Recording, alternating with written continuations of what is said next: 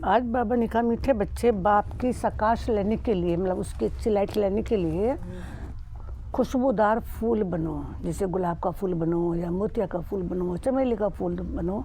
अपने आप चेक करो हम कौन से फूल हैं। सवेरे सवेरे उठकर याद में बैठ प्यार से मीठी मीठी बाबा से बातें करो। आज का प्रश्न है, बाप को सब बच्चे नंबरवार याद करते हैं, लेकिन बाप किन बच्चों को याद करते हैं?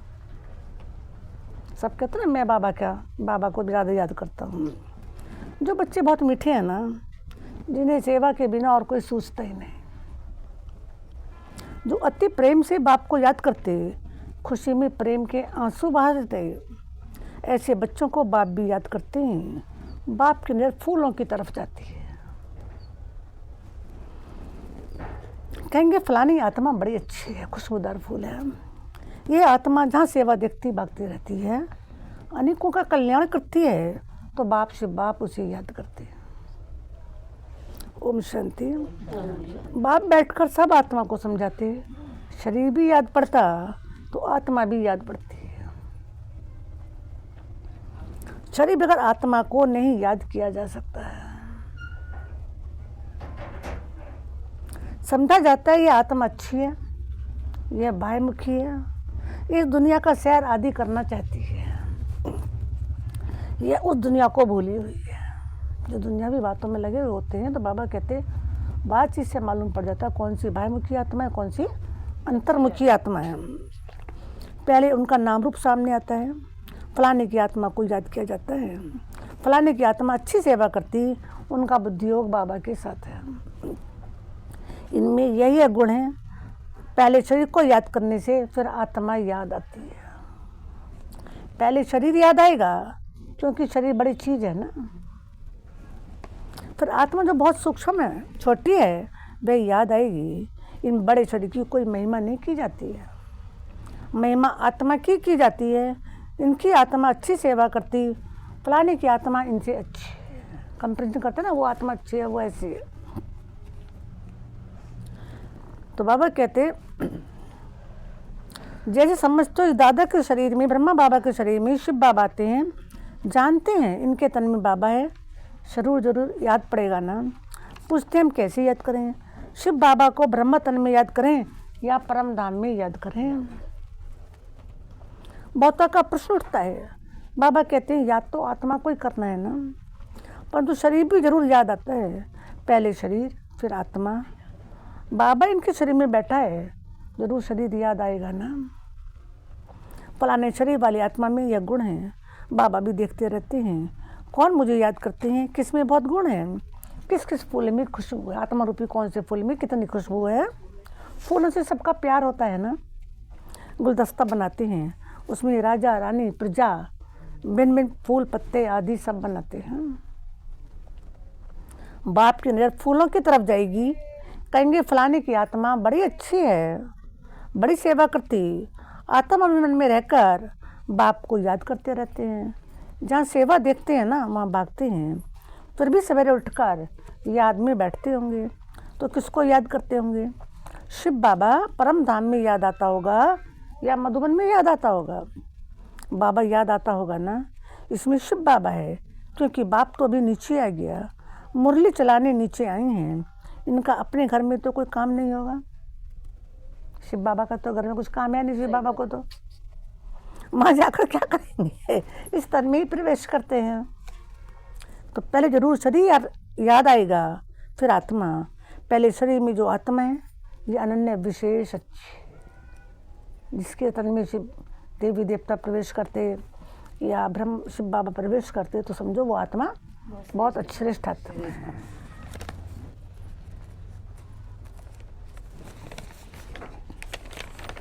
इनको सेवा के बगैर कुछ सूझता ही नहीं है। किसको? ब्रह्मा बाबा को सेवा के बगैर कुछ सूझता ही नहीं है। बहुत मीठी है। बाबा बैठे रहते, सबको देखते रहते। फलानी बच्ची बहुत अच्छी है, बहुत याद करती है।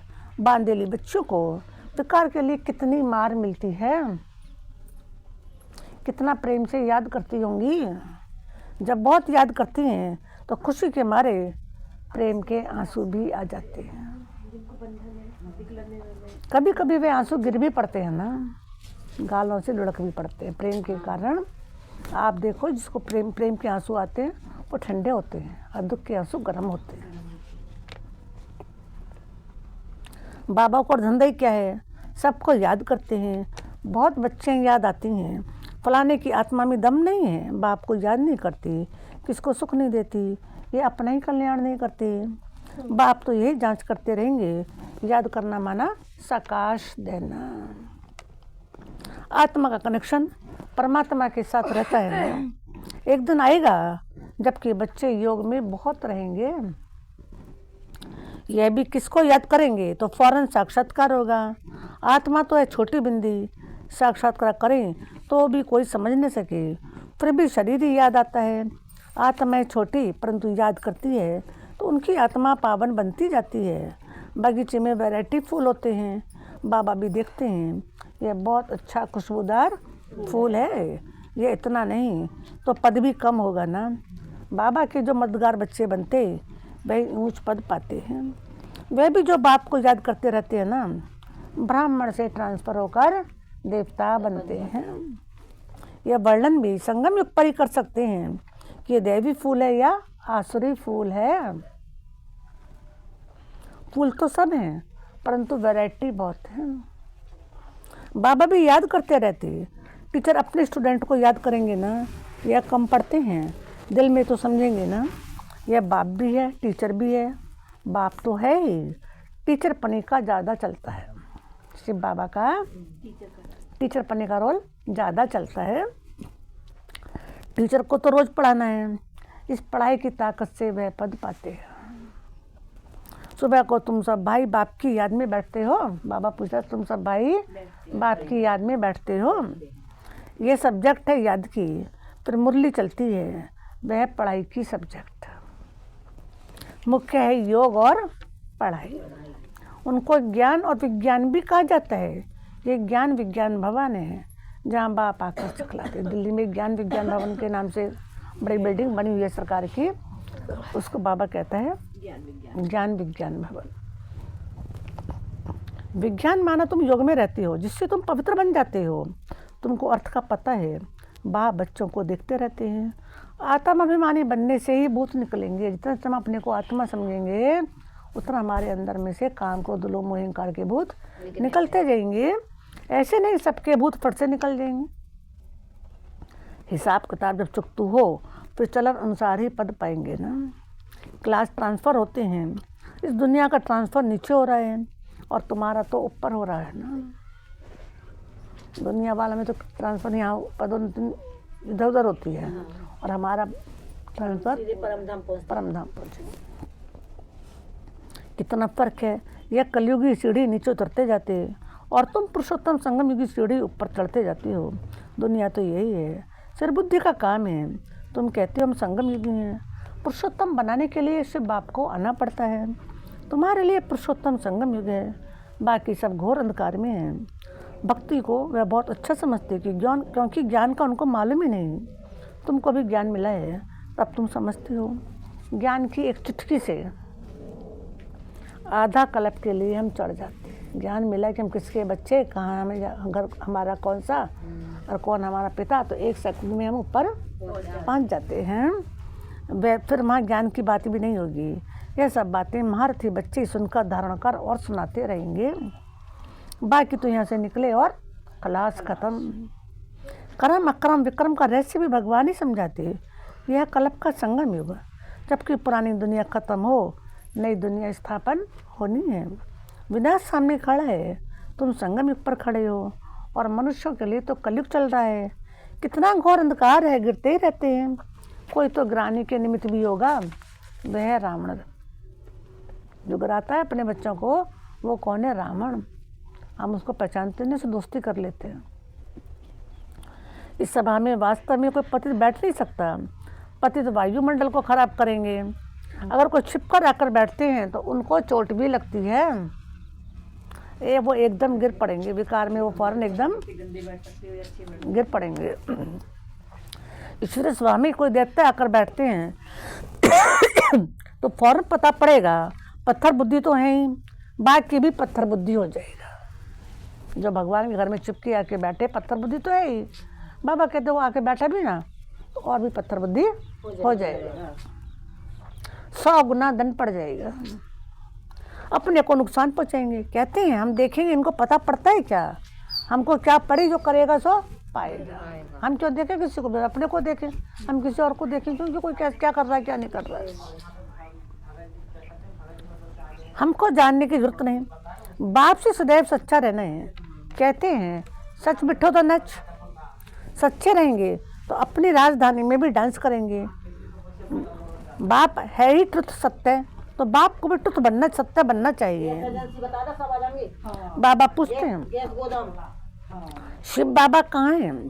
कहते हैं इसमें है, परम धाम छोड़कर दूर देश के रहने वाले आए देश पर आए, उनको तो बहुत सेवा करनी है। आप व्यक्त हो जाएंगे तो फिर तो कोई शरीर का बंधन नहीं होगा, जहाँ जाओ वहाँ जाओ, जहाँ जाओ वहाँ सेवा कर जाएंगे।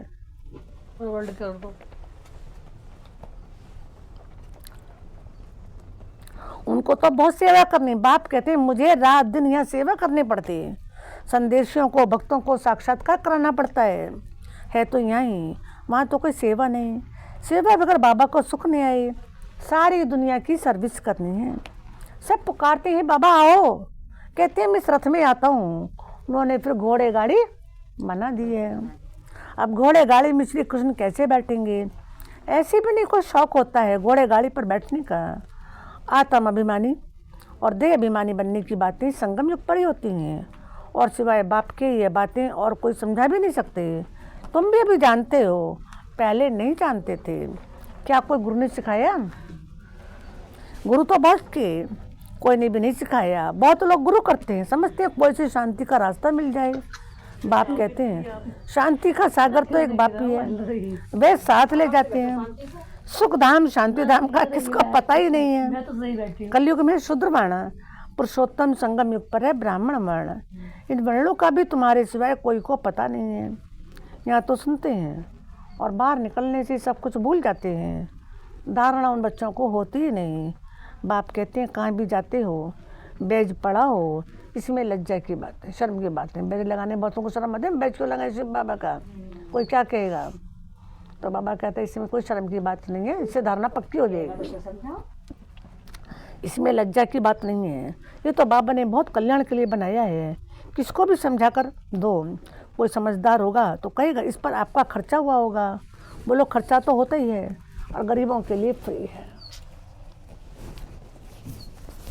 वह धारणा कर लें तो ऊंच पद पा सकते हैं।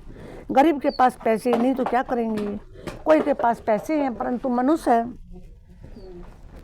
इसने प्रैक्टिकल करके दिखाया।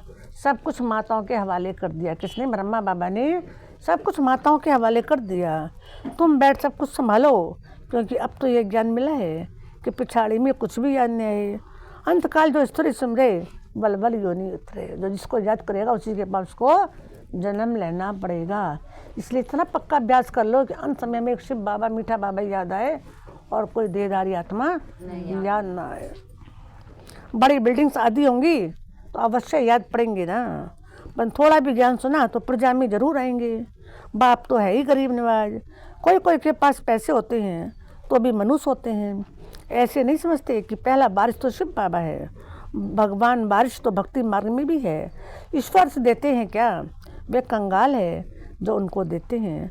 समझते ईश्वर के नाम पर गरीबों को देंगे तो ईश्वर एवज में देंगे, उसके पुरस्कार में हमें भगवान देगा।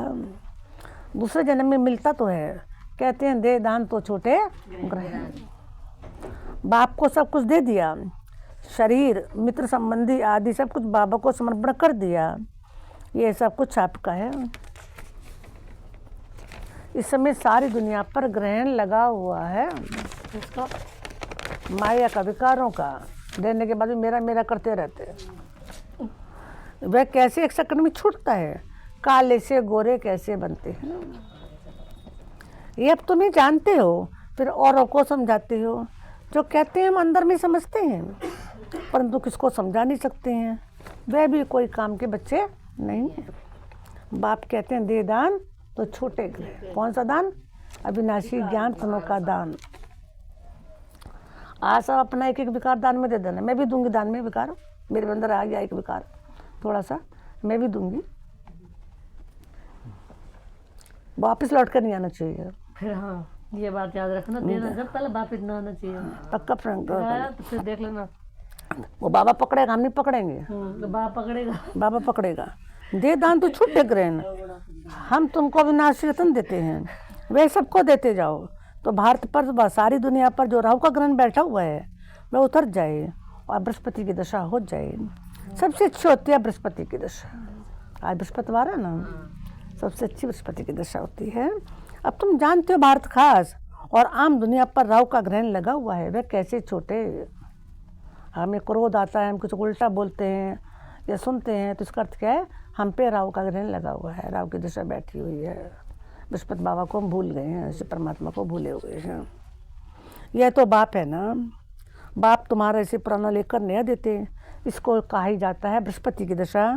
मुक्ति धाम में जाने वालों के लिए बृहस्पति की दशा नहीं कहेंगे। अच्छा, बाबा कहते हैं मीठे मीठे सिकल गए बच्चों प्रति माता पिता बाप दादा का याद प्यार और गुड मॉर्निंग। रूहानी बाप की रूहानी बच्चों को नमस्ते।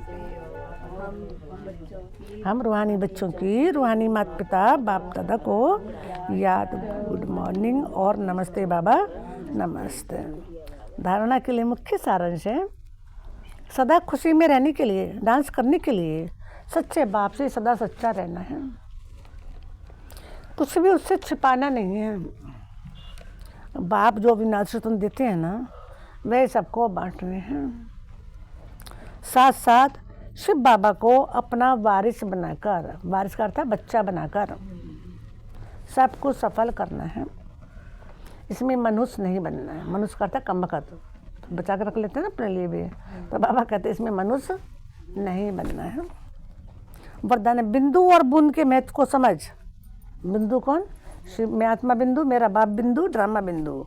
और बूंद के महत्व को समझ, बूंद मुँह चढ़ाते ना शिव जी पर, बूंद के महत्व को समझ अपनी श्रेष्ठ स्थिति बनाने वाले सिद्धि स्वरूप भाव। जो बच्चे बिंदु को और बूंद के महत्व को समझेंगे वो स्वयं ही सिद्धि स्वरूप आत्माएं हो जाएंगे।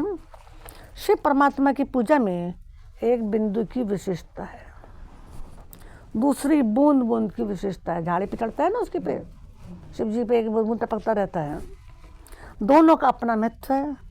आत्मा परमात्मा और प्रकृति का यह खेल अर्थात ड्रामा, तीनों का ज्ञान प्रैक्टिकल लाइफ में बिंदु ही अनुभव होता है। और बूंद है शुद्ध संकल्पों की स्मृति, जिससे मिलन की सिद्धि का अनुभव होता है। रूरयान में प्राप्तियों की शीतल बूंदें बाप पर डालते हो ना।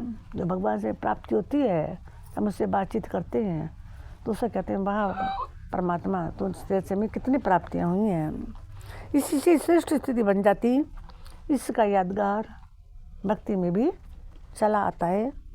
आज का स्लोगन है, ज़्यादा बोलने से दिमाग की एनर्जी कम हो जाती है। ज़्यादा बोलते हैं ना हम उल्टा सीधा, तो दिमाग की शक्ति हमारी कम हो जाती है। इसलिए शार्ट और स्वीट बोलो, छोटा और मीठा बोलो। कम बोलेंगे तो बुरा वाला निकलेगा ही नहीं मुझसे, ज़्यादा बोलेंगे तो अच्छा भी निकलेगा। अच्छा कम निकलेगा, बुरा ज़्यादा निकलेगा।